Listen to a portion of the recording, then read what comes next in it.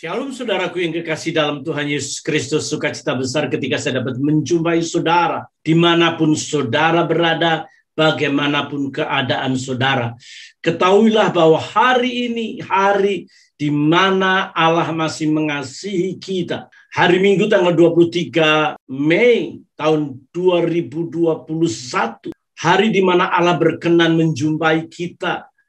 Allah masih berkenan memelihara, menjaga, merawat kita. Bahkan dia memulihkan keadaan kita ketika kita mau berserah kepada Dia.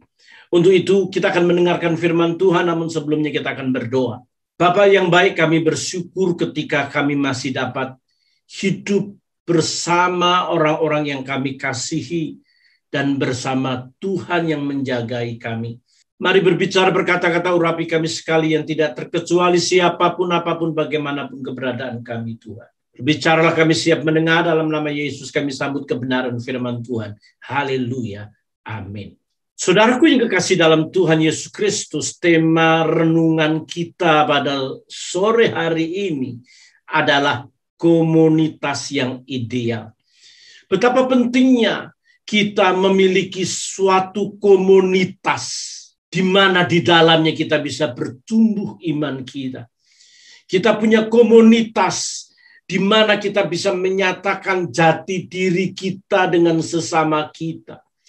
Kalau orang tidak memiliki komunitas atau komunitasnya salah, maka hampir bisa dipastikan orang ini tidak akan memiliki semacam value nilai karena dia tidak berada di dalam komunitas yang tepat. Kita akan belajar dari Kisah Rasul pasal 2. Ayat yang ke-41 sampai 47. Orang-orang yang menerima perkataannya itu memberi diri dibaptis, dan pada hari itu jumlah mereka bertambah kira-kira 3.000 jiwa. Mereka bertekun dalam pengajaran rasul-rasul dan dalam persekutuan, dan mereka selalu berkumpul untuk memecahkan roti dan mengadakan banyak mujizat dan tanda. Dan semua orang yang telah menjadi percaya tetap bersatu, dan segala kepunyaan mereka adalah kepunyaan bersama, dan selalu ada dari mereka yang menjual harta miliknya lalu membagi-bagikannya kepada semua orang sesuai dengan keperluan masing-masing. Dengan bertekun dan dengan sehati mereka berkumpul tiap-tiap hari dalam bait Allah. Mereka memecahkan roti di rumah masing-masing secara bergilir dan makan bersama-sama dengan gembira dan dengan tulus hati sambil memuji Allah. Dan mereka disukai semua orang, dan tiap-tiap hari Tuhan menambahkan jumlah mereka dengan orang-orang yang diselamatkan. Saudaraku, itulah komunitas gereja mula-mula. Komunitas di mana Allah mencurahkan segala yang terbaik yang Ia miliki untuk menyelamatkan dunia ini, dan itu adalah cikal bakal gereja mula-mula. Gereja yang bertumbuh dalam sebuah komunitas yang luar biasa. Komunitas yang memiliki standar kerajaan Allah. Komunitas yang dikehendaki Tuhan. Bagaimana mereka berkumpul, bagaimana mereka berdoa, bagaimana mereka saling membagi, bagaimana mereka memuji Tuhan, dan yang terpenting di antara mereka melakukannya dengan gembira, tulus hati, dan memuji-muji Tuhan. Itu komunitas yang menghasilkan mujizat. Komunitas yang menghasilkan disukai banyak orang. Komunitas yang di dalamnya Roh Kudus bekerja tanpa batas. Namun sebelumnya kita akan merenung dulu apakah itu komunitas. Menurut Webster New World Dictionary mengatakan adalah komunitas adalah sekelompok orang-orang yang tinggal bersama sebagai unit sosial yang mempunyai ketertarikan antara satu dan yang lain. Saudaraku, anak-anak Tuhan, orang-orang yang percaya, orang-orang yang memberi diri untuk dibaptis, mereka masuk dalam satu komunitas, yakni persekutuan. Komunitas itu persekutuan, kelompok. Kalau dunia kekristenan namanya gereja, eklesia, ekslaliu, dipanggil keluar dari dunia ini, masuk dalam persekutuan, masuk dalam kehidupan orang-orang percaya. Saudara, kita perlu tahu bahwa Allah pertama-tama kali datang kepada manusia. Dia tidak sekaligus dia datang dan menyatakan kepada dunia. Dia memang menyatakan dirinya kepada dunia melalui hasil karyanya, ciptaan bumi dan alam semesta yang begitu indahnya. Namun dia tidak akan dikenal oleh manusia kalau dia tidak membuat komunitas. Dia memulai membangun komunitas dari Nuh sejak manusia jatuh dalam dosa. Nuh dipilih menjadi orang yang satu kelompok, satu komunitas 8 orang yang di dalam bahtera, yang tidak terkontaminasi dan terdegradasi oleh dosa manusia. Oleh orang-orang yang begitu jahat yang ada di sekitarnya, yang memiliki kecenderungan hatinya selalu ingin berbuat jahat, kata Kejadian pasal 6. Allah muak melihatnya. Allah tidak suka. Maka dia sisihkan 8 orang ini dalam satu komunitas. Saudaraku yang kekasih, komunitas ini juga mengembang. Komunitas ini berjalan sedemikian rupa sehingga menghasilkan orang-orang hebat. Salah satunya mungkin Nimrod, kita tahu, membangun menara Babel, ingin melawan Tuhan. Ini komunitas ini selalu disaingi. Ada kompetitor. Iblis tidak mau kalah. Dia membangun satu komunitas, yakni komunitasnya Nimrod, komunitasnya menara Babel yang ingin melawan Tuhan. Allah menyisihkan itu. Allah menyingkirkan itu semua. Dan Allah membangun satu komunitas. Generasi pertama yang dia bangun dari Abraham. Abraham dipanggil dari Ur Kasdim, keluar. Dan kemudian generasi Ishak, generasi Yakub menjadi tolok ukur, menjadi bapa orang percaya. Dari itu pun dipilih dari komunitas bangsa pilihan, dari keturunannya Yakub 12 suku Israel. Jadi Allah nyata dalam satu komunitas personal, komunitas kelompok, korporat, atau komunitas bangsa. Satu bangsa yang dipilih satu-satunya adalah Israel. Dan itu merupakan ketetapan Tuhan, dan itu takdirnya Tuhan. Tidak bisa diganggu-gugat. Mengapa Allah tidak pilih orang Indonesia? Mengapa Allah tidak pilih orang Singapura atau Eropa? Tetapi pilih orang Israel. Itu hak kedaulatannya. Tuhan membangun komunitas. Melalui bangsa Israel kita tahu bagaimana Allah menyatakan karakternya, kepemimpinannya, kasihnya, menyatakan segala yang terbaik yang ia miliki, segala kemarahan, kemurkaan. Jadi kalau mau belajar jahat, belajarlah sama orang Israel. Kalau mau belajar taat, belajarlah sama orang Israel. Kalau menjadi orang bebal, belajar sama Israel. Karena Israel itu tegar tengkuk. Tapi dia tetap biji mata Tuhan. Walaupun agama lain mengatakannya bahwa dia bangsa yang dilebihkan Tuhan. Dia itu biji mata Tuhan. Untuk waktu itu menurut bangsa Yahudi, dia satu-satunya biji mata Tuhan, yang lain itu biji salak atau biji kelereng, nggak ada gunanya. Maka ada istilah yang namanya goyim. Goyim itu kafir. Di luar bangsa pilihan ini adalah goyim, kafir. Harus dipahami saudara. Allah ada, Allah dimengerti, Allah disadari bahwa dia ada. Kalau Israel ada.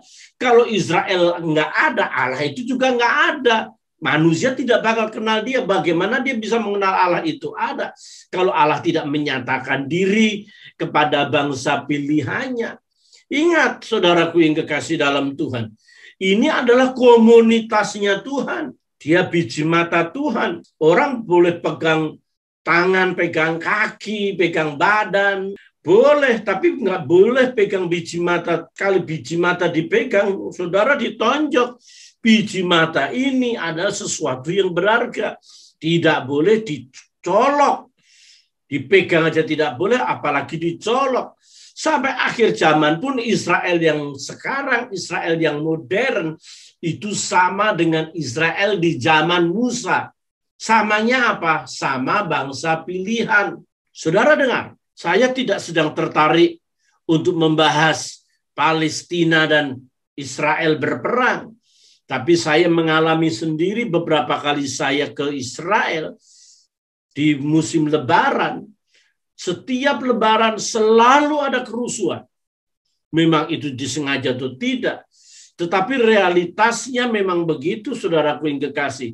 Kalau dia perang, ya dari dulu dia udah perang, kenapa kita ribut sendiri sih?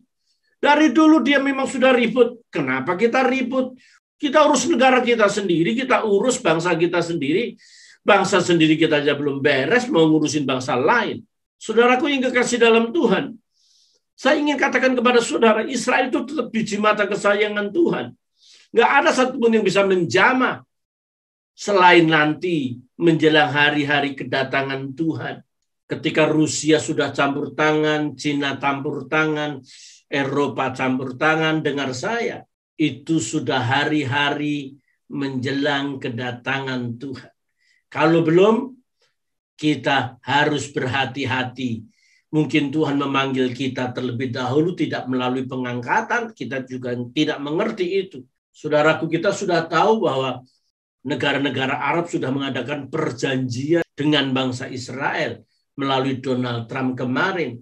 Itu satu sinyal bahwa Israel membangun komunitas dengan Arab. Yang ini yang tidak mungkin terjadi, tetapi ini sudah terjadi. Itu fenomena yang Alkitab sudah katakan ribuan tahun yang lalu. Sehingga harus diakui bahwa sebenarnya detik-detik kedatangan Tuhan itu tinggal beberapa second saja. Beberapa detik akhir dia akan segera datang bagi kita. Komunitas ini menjadi pertanda bahwa Tuhan datang. Dan bangsa-bangsa lain, dia akan menjadi kompetitor melawan bangsa pilihan Tuhan. Saudaraku yang kekasih dalam Tuhan Yesus Kristus, itulah namanya komunitas. Ketika komunitas ini terus mengembang dan berjalan, di situ karya Allah terus nyata. Yesus sendiri ketika hadir di dunia ini, dia membangun sebuah komunitas, dan komunitas itu 12 murid Yesus. 12 murid Yesus pun masih kadangkala Yesus pergi hanya dengan 3 orang, Petrus, Yakobus, dan Yohanes. 3 orang inilah yang menemani Yesus di Gunung Tabor, bagaimana Musa dan Elia hadir di sana, menampakkan diri. Di Taman Getsemani lebih dalam lagi, 3 orang ini dibawa. 3 orang ini pun masih disortir oleh Tuhan. Hanya satu, yakni Yohanes, yang di bawah kaki di mana Yesus mati disalib. Saudaraku, komunitas ini sangat penting. Orang biasa bilang domba mesti berkumpul dengan domba. Tidak mungkin domba berkumpul sama kambing bandot. Merpati kumpul sama merpati. Tidak mungkin merpati kumpul sama burung belekok. Kalau sampai ada merpati kumpul sama burung belekok, berarti ada pihak ketiga yang mencampurkan. Tetapi komunitas ini mesti terjadi. Itu hukum. Hukum yang mesti ada di dunia ini. Orang jahat kumpulnya banyak orang jahat. Oleh sebab itu Alkitab berkata orang fasik tidak tahan dalam kumpulan orang benar. Jadi ini orang benar harus kumpulnya sama orang benar. Alkitab mencatat ayat 8 dan 11. Dapatkah pandan bertumbuh tinggi kalau tidak dirawa, atau mensiang bertumbuh subur kalau tidak di air? Saudara, memang pandan itu akan bertumbuh tinggi kalau habitatnya dirawa. komunitasnya dirawa, ekosistemnya dirawa. Sedang mensiang itu bertumbuh subur kalau di air. Kalau tidak ada air, dia tidak akan bertumbuh subur. Saudaraku, Yakub mengatakan kepada kita, Yakub 3 ayat 11, adakah sumber memancarkan air tawar dan air pahit dari mata air yang sama? Adakah sumber memancarkan air tawar dan air pahit dari mata air yang sama? Saudaraku yang kekasih dalam Tuhan Yesus, masalahnya bagaimana kita tahu bahwa kita ini di habitat, di ekosistem atau di komunitas yang kita ngomong. Harus diakui bahwa kita tidak pernah menghendaki dan tidak bisa menghendaki dilahirkan oleh siapa, menjadi bangsa apa, menjadi suku apa. Kita tidak bisa memintanya itu karena Allah punya desain. Tidak mungkin saya akan minta saya minta menjadi orang Batak. Oh, saya lebih baik dilahirkan jadi orang Inggris atau orang Israel deh. Saya dilahirkan dari keluarga kerajaan. Saya lahir di Israel saja. Oh, saya lahir di Batak. Nggak bisa, saudaraku yang kekasih. Sebagaimana saudara tidak bisa menceritakan kelahiran saudara sendiri, saudara juga tidak akan bisa menceritakan kematian saudara nanti. Saya ulang. Sebagaimana saudara tidak bisa menceritakan kelahiran saudara, saudara juga tidak akan bisa menceritakan kematian saudara. Antara kelahiran dan kematian itu ada satu keputusan kita memilih satu komunitas. Dan Alkitab mengajarkan mereka yang percaya dan memberi diri dibaptis, itu kira-kira jumlahnya 3.000 orang, itu orang-orang yang sudah mengambil keputusan menjadikan dirinya satu komunitas orang-orang percaya. Orang-orang percaya inilah diambil dari sebuah keputusan mendengar berita Injil, mendengar kebenaran firman Tuhan. Komunitas ini begitu penting sehingga mereka bisa menceritakan betapa indahnya komunitas yang mereka miliki. Komunitas itu tertarik kepada hanya satu tujuan, yakni mempercayai Yesus dan memuliakannya. Mempercayai Yesus dan melakukan ajarannya. Tentu di situ peran Roh Kudus begitu maksimal. Kisah para rasul tidak akan menjadi sebuah kisah kalau di dalamnya tidak ada Roh Kudus. Oleh sebab itu lebih tepatnya sebenarnya kisah ini kisah karya Roh Kudus. Dan keputusan ini adalah keputusan yang vital. Kalau tidak menjadi sangat fatal, saudara. Karena apa? Karena keputusan untuk masuk dalam satu komunitas ketertarikan kepada Yesus, ketertarikan kepada Roh Kudus, adalah satu komunitas, satu kelompok orang-orang yang membangun anatomi spiritnya daripada anatomi tubuhnya. Mengapa demikian? Karena orang-orang ini adalah orang-orang yang percaya, pistos, pisteo. Orang yang percaya ini adalah orang-orang yang progresif, exciting, on fire. Jadi bukan percaya, ya saya percaya dah, 1 ditambah 1, 2. Saya duduk bahwa kursi ini tidak ada pakunya. Bukan itu percaya pasif. Ini percaya aktif. Percaya aktif itu dari little faith, mega faith, sampai perfect faith. Yang lain mengatakan crazy faith. Sangat gila, imannya betul-betul gila. Kalau dia belum memindahkan gunung, dia tidak akan puas. Dia berdoa, berpuasa, dia berdoa dan berpuasa sampai gunung itu pindah. Dan itu peristiwanya terjadi bukan di Mesir. Karena apa? Imannya crazy faith. Namun iman-iman seperti ini harus melalui yang namanya live faith. Lompatan iman. Lompatan iman ini bukan 1, 2, 3, 4. 1, 5, 10, 15, 20, 25. Live faith. Lompatan iman. Ini bukan iman Kristen KTP, Kristen tanpa pertobatan, atau Kristen tomat, Minggu tobat, Senin kumat. Bukan. Ini benar-benar megaloipistis, artinya iman yang besar, sampai menjadi iman yang sempurna, sampai dia hidupnya berdasarkan iman saja. Karena memang ukuran dan standar kehidupan orang percaya itu adalah hidup karena iman. Bukan hidup karena perasaan, bukan hidup karena pikiran, bukan hidup karena keinginan daging, bukan hidup karena kekayaan, bukan hidup karena segala kemewahan yang ada, hidup karena iman. Jadi iman kita akan menciptakan kita sebagaimana di hadapan Tuhan. Oleh sebab itu murid-murid berkata, tambahkan iman kami. Dan orang-orang yang memberi diri percaya kepada Yesus dan dibaptis sebagai reaksinya, dibaptis ini tanda bahwa dia itu sudah mematikan kedagingannya, dikubur, dan dia bangkit, dia menjadi hidup baru. Itu 2 Korintus 5 ayat 17, kita tahu kebenaran itu, saudaraku yang kekasih dalam Tuhan. Jadi langkah utama untuk kita masuk dalam satu komunitas.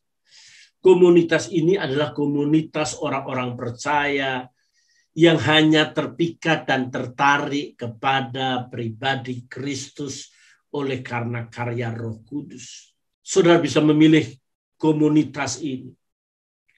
Mengapa? Ada begitu banyak agama yang sekarang dididik untuk menjadi benci, dididik untuk menjadi orang yang memiliki superpower, memiliki keinginan untuk membela Tuhan dengan agama. Tuhan itu tidak perlu dibela, Tuhan itu terlalu kuat. Kalau seandainya agama dilecehkan, yang punya agama akan bertanggung jawab. Kecuali yang punya agama itu mati. Lo boleh bela deh. Tapi kalau yang punya agama itu pribadi yang hidup, dia akan membalas. Anggap saja agama Kristen. Walaupun saya tidak suka dengan kata agama Kristen. Karena agama Kristen adalah ritual-ritual. Ritual-ritual beribadah untuk mencari Tuhan. Tetapi Alkitab mencatat bahwa kita yang tidak mencari Tuhan, Tuhan yang mencari kita, bukan? Ya anggap saja agama Kristen. Agama Kristen. Kalau agama Kristen dilecehkan, yang punya agama siapa? Yang punya agama itu Tuhan. Maka Tuhan mengidentikan dengan agamanya, bukan? Kalau Tuhan mengidentikan dengan agama, Tuhan akan bisa membela dirinya, tidak perlu dibalas.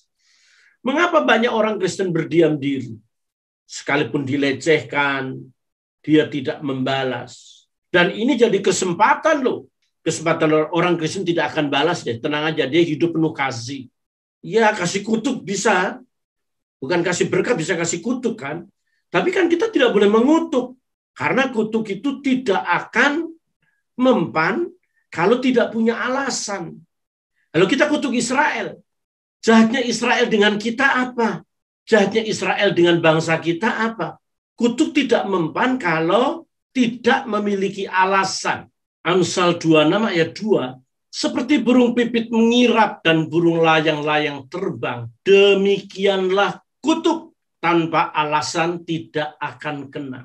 Saudaraku, ketika kita mengungkapkan kutuk atau mengucap kutuk kepada sesuatu, kepada seseorang, kepada kelompok, harus ada alasan. Kalau tidak ada alasan, tidak kena. Dan itu sia-sia. Perkataan itu seperti gaung yang berbalik kepada kita. Apalagi kalau yang kita kutuk itu biji mata kesayangan Tuhan. Yang kita kutuk itu adalah orang yang dikasihi Tuhan. Kejadian pasal 12 ayat 1-3 kan kita tahu kan, diberkatilah orang yang memberkati engkau, dikutukilah orang yang mengutuk engkau. Dan kebenaran itu masih berlaku sampai sekarang. Ayatnya masih ada. Alkitabnya belum dihapus. Masih dipercayai oleh begitu banyak orang. Karena itu perkataan Tuhan sendiri. Bukan perkataan manusia. Allah yang mengucapkan. Barang siapa memberkati, Israel diberkati. Barang siapa mengutuk Israel akan dikutuk. Saudara tahu mengapa Orde Baru jatuh? Orde Baru jatuh salah satunya ketika Presiden Soeharto mengucapkan kutuk untuk Israel. Mengucapkan kutuk untuk Israel. Bukan hanya satu kali, bukan hanya dua kali, beberapa kali dia ucapkan kutuk untuk Israel.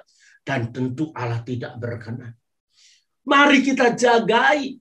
Seperti burung pipit mengirap dan burung layang-layang terbang, demikian kutuk tanpa alasan tidak akan kena. Saudara, kalau dia tidak berbuat jahat, dia tidak berbuat kotor, tidak berbuat najis, tidak menyakiti kita, kita tidak perlu mengutuk. Alkitab juga berkata, berdoalah untuk musuhmu, berdoalah untuk orang yang menganiaya kamu. Lepaskan berkat, maka berkat itu akan mengalir. Dan kalau Allah tidak berkenan, Allah akan mengubah berkat itu menjadi kutuk. Tetapi kalau kita sudah mengutuk, maka kutuk itu akan menimpa diri kita sendiri. Oleh sebab itu mari kita bangun sebuah komunitas di mana Allah ada di situ, di mana Roh Kudus berkarya, di mana Yesus nyata. Alkitab mencatat bahwa kita tidak boleh mengurangi kesungguhan kita dalam hal beribadah. Ibrani 10 ayat 25 mengatakan, janganlah kita menjauhkan diri dari pertemuan-pertemuan ibadah kita, seperti dibiasakan oleh beberapa orang. Tetapi marilah kita saling menasihati dan semakin giat melakukannya menjelang hari Tuhan yang mendekat. Saudaraku yang kekasih dalam Tuhan Yesus Kristus, komunitas yang penting yang perlu kita perhatikan adalah kita memiliki sebuah iman. Iman di mana kita harus tekun ajaran rasul-rasul. Jadi yang kita tekuni adalah satu ajaran yang diajarkan, kebenaran yang diberikan oleh rasul-rasul. Rasul-rasul itu mengajarkan cuma satu. Yesus mengasihi saudara, menyelamatkan saudara, dan saudara saya, kita sekalian wajib melakukan apa yang dia kehendaki dalam hidup kita. Jadi kita berjalan bergerak dengan ajaran rasul-rasul aja, Kristosentris, Holy Spirit sentris. Jadi tidak ada yang lain. Sekarang ada begitu banyak ajaran-ajaran hamba-hamba Tuhan yang tidak berkristosentris, tinggalkan saja. Kalau ajaran itu hanya untuk kepentingannya, ajaran itu hanya untuk kepamorannya dalam bahasa modern sekarang, ajarannya untuk menaikkan ratingnya dia, viewernya dia, menaikkan subscribe-nya dia menghalalkan segala cara, tidak memberitakan Injil Yesus kabar kesukaan, tapi memberitakan kejelekan orang, menjelekan pendeta lain. Tetapi karena memang orang jelek itu selalu menjelekan orang. Jadi memang sudah jelek dasarnya. Maka dia akan menjelekan orang. Berita yang keluar adalah menjelekan. Dan saya ingin beritahu yang begitu nggak usah dilihat. Untuk menambahkan viewernya dia nggak usah lihat. Ini mata terlalu suci untuk melihat hal-hal yang seperti itu. Dan bahasa orang-orang yang model begini ini, saya sendiri geli, jijik, najis. You tidak menyampaikan kebenaran firman. You menyampaikan kebenaran sendiri, mengaku-ngaku belajar dari Rasul Paulus, mengaku-ngaku bahwa dirinya lebih pintar dari orang lain. Justru dengan begitu engkau itu menunjukkan kegoblokanmu. Hamba Tuhan itu memberitakan Injil Tuhan. Tekun ajaran rasul-rasul. Apakah yang kau sampaikan ajaran rasul-rasul? Saudaraku yang kekasih, tinggalin model-model begitu. Mari kita belajar untuk menjadi orang yang mengerti kebenaran Kristosentris atau Holy Spirit sentris. Dan mereka terus-menerus berkumpul, memecahkan roti dan berdoa. Dan yang tiga ini mendatangkan mujizat. Saya suka. bahwa orang-orang mulai ketakutan karena rasul-rasul itu melakukan begitu banyak mujizat. Saudara-saudaraku yang kekasih dalam Tuhan, komunitas yang pertama ini sangat penting sekali. Belajar kebenaran yang hanya berbau Yesus. Kalau berbau ajaran manusia, bukan berbau harum, tapi berbau busuk. Dan mereka kumpul memecahkan roti dan berdoa. Saudara-saudaraku yang kasih dalam Tuhan Yesus Kristus, komunitas yang ideal ini adalah sebuah komunitas yang senantiasa punya kesatuan. Gereja boleh terpecah-pecah dalam berbagai macam denominasi, tetapi harus kembali kepada ajaran rasul-rasul. Tidak boleh mengindoktrinasi dan kemudian memberikan dalil-dalil kebenaran-kebenaran sesuka sendiri. Asal itu mendukung dirinya, ayat-ayat itu dimunculkan. Padahal ayat-ayatnya itu jauh dari konteks. Kita tidak bisa mempelajari Alkitab hanya sekedar tekstual. Harus dibaca secara kontekstual juga. Komunitas yang ideal ini adalah DNA orang-orang percaya. DNA orang-orang percaya itu digambarkan tadi, dan semua orang yang telah menjadi percaya tetap bersatu dan segala kepunyaan mereka adalah kepunyaan bersama. Dan selalu ada dari mereka yang menjual harta miliknya lalu membagi-bagikannya kepada semua orang yang sesuai dengan keperluan masing-masing. Dengan bertekun dan dengan sehati mereka berkumpul tiap-tiap hari di bait Allah. Indah banget, saudara. Mereka memecahkan roti di rumah masing-masing secara bergilir dan makan bersama-sama dengan gembira dan dengan tulus hati sambil memuji Allah. Mungkin hal ini tidak bisa kita lakukan sekarang tiap hari kita kumpul di gereja, apalagi di masa pandemi seperti ini. Kita tidak mungkin bisa menjual harta kita dan bagi-bagi terhadap orang miskin. Kemungkinan itu sangat kecil. Tetapi ini hanya menandai bahwa mereka tidak lagi egois, mereka tidak lagi pelit, mereka tidak lagi memikirkan diri sendiri, memikirkan orang-orang lain. Tidak mencari kehidupan, tapi memberi kehidupan. Jadi kalau saudara menjadi orang yang memiliki hati, maka saudara akan menjadi orang yang berkorban, bukan makan korban.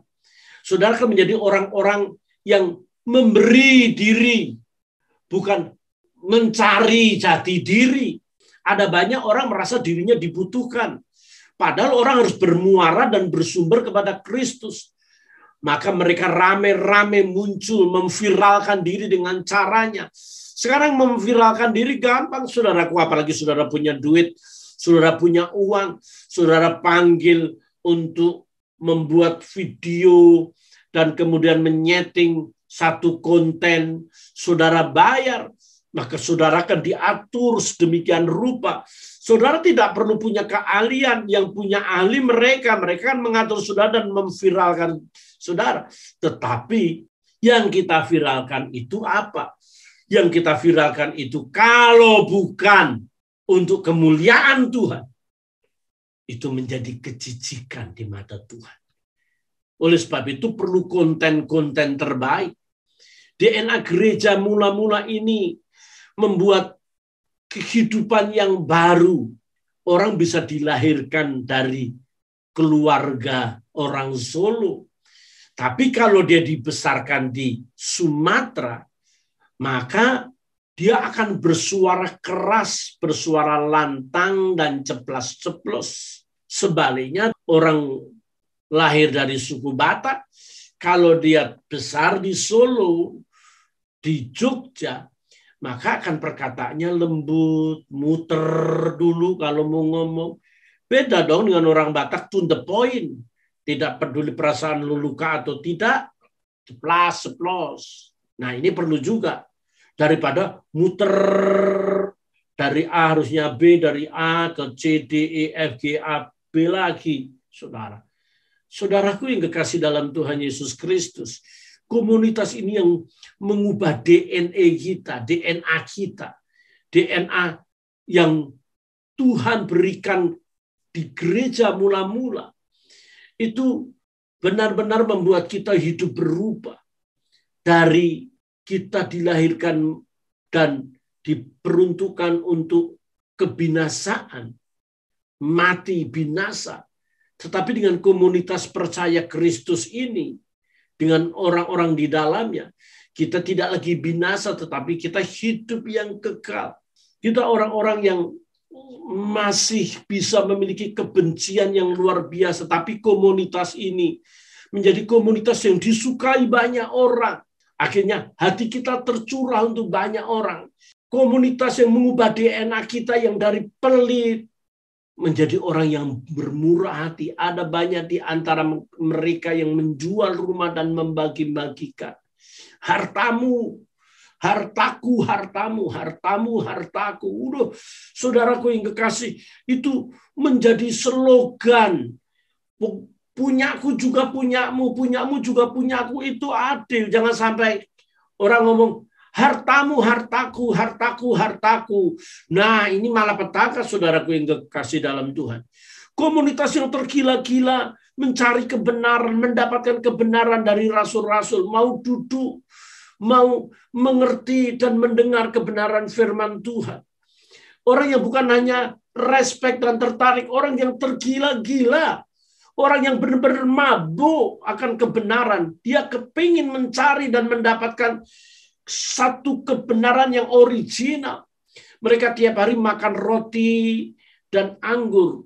Dan ini membuktikan mereka ingin menyatu dengan kenangan yang Tuhan beri. Salah satu komuni adalah perjamuan kudus dan baptisan. Jadi darah dan tubuh Kristus masuk dalam tubuh kita. Dan itu sakramen yang ditinggalkan satu-satunya. Kalau menurut orang-orang percaya, pada waktu itu adalah sakramennya Tuhan. Komuninya Tuhan diberikan kepada kita. Ingatlah, kalau mau mengingat tentang pengorbanan Kristus melalui perjamuan kudus, kita tidak harus kembali seperti gereja mula-mula, tiap hari perjamuan kudus. 1 hari 3 kali perjamuan kudus. Persis makan antibiotik. Itu hanya gambaran penyatuan yang supranatural dan natural menyatu dengan kita. Itu adalah sebuah gambaran bahwa tubuh Kristus menyatu dengan tubuh kita. Barang siapa tidak mengakui tubuh Tuhan, ia berdosa terhadap tubuh Tuhan. Jadi jangan kita divonis menjadi orang-orang berdosa karena kita melakukan perjamuan kudus roti dan anggur itu seperti kita makan obat, seperti kita minum air. Semakin banyak Tuhan semakin memberkati. Enggak begitu. Itu ada tatanannya, ada aturannya, ada prosesinya. Bahkan di beberapa gereja ada aturan kalau belum dibaptis, kalau belum disidi, yang harus melakukan perjamuan itu harus pendeta penuh, tidak boleh pendeta muda, pendeta pembantu, nggak boleh. Harus selama ini pendeta penuh kalau ada, saudaraku yang dikasih. Nggak sembarangan tiap orang bisa mimpin perjamuan. Karena apa? Itu tubuh dan darah Yesus Kristus. Artinya tiap hari ingin menyatu dengan Tuhan. Apa? Salah kita perjamuan 3 kali sehari. Kalau itu kau lakukan dengan aturan, dengan prosesi yang ada, seperti apa yang dikehendaki, tidak masalah. Ada begitu banyak orang tidak menghargai. Bangun tidur haus, minum perjamuan, makan rotinya. Padahal itu adalah persatuan antara yang insani dan yang ilahi. Untuk itu saudara-saudaraku yang kekasih dalam Tuhan, masuklah dalam satu komunitas. Hargai komunitas di mana Tuhan taruh di dalam diri saudara. Kalau saudara ada dalam satu komunitas dalam pimpinan gereja saudara, hargai pimpinan saudara. Hargai komunitas yang lain, agar komunitas yang lain dapat juga bersama-sama mengungkapkan kasih rasa cinta sedemikian rupa satu dengan yang lain. Saya percaya firman Tuhan ini menjadikan renungan buat kita sekalian, dan mari kita berdoa bersama-sama. Bapa yang baik, kami bersyukur kami telah mendengar firman-Mu. Biarkan kami masuk dalam komunitas-Mu. Kami masuk dalam kebenaran yang kami dengar hari ini, bahwa kami terus-menerus harus berada dalam pimpinan Roh Kudus. Untuk itu berbicara berkata-kata bagi kami terus Tuhan, selagi kami masih mau mendengar, selagi kami masih terus hidup di hari-hari akhir kami ini, Allah mempersiapkan kami untuk kami mendengar kebenaran firman. Terima kasih Bapak, dalam nama Yesus berdoa, haleluya, amin. Shalom saudaraku yang kekasih, terima kasih saudara telah mendengar firman Tuhan. Saya bersuka kalau saudara mau like, subscribe, dan nyalakan lonceng. Kami akan kirimkan kebenaran-kebenaran firman Tuhan untuk saudara renungan. Haleluya. Amin.